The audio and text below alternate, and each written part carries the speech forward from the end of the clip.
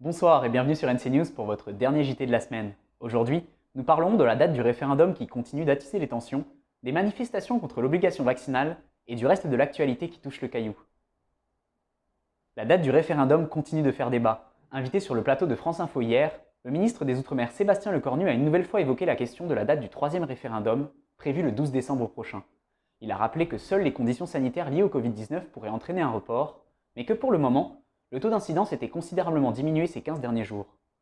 Le ministre, qui a précisé qu'il était encore trop tôt pour assurer à 100% que le référendum pourrait bien avoir lieu, a annoncé que le gouvernement prendra sa décision dans 10 à 15 jours.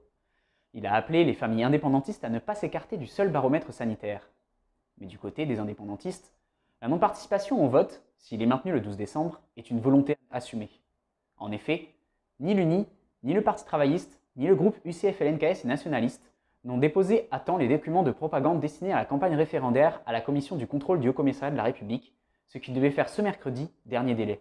Ils ont répété que dans cette période de deuil, il n'était pour eux pas respectueux de faire campagne et qu'ils souhaitaient que la consultation soit reportée après les élections de 2022.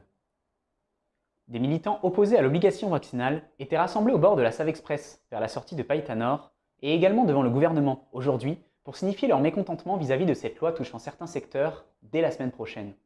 Le Congrès devait revoir les textes aujourd'hui en fin de journée dans l'optique de le reporter au 31 décembre. Certains groupes politiques souhaiteraient même l'annuler purement et simplement.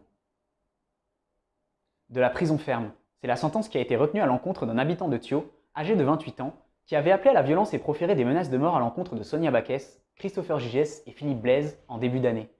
Il avait déjà été condamné à 2 reprises par la justice pour vol aggravé et violence conjugale. Le procureur de la République, Yves Dupas, a en effet fait des messages violents et des appels à la haine diffusés sur les réseaux sociaux, son nouveau cheval de bataille.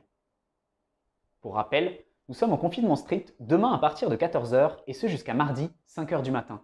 L'attestation de déplacement est donc de nouveau obligatoire et les promenades ne pourront se faire que dans un rayon de 1 km autour de chez vous et pendant 1 heure.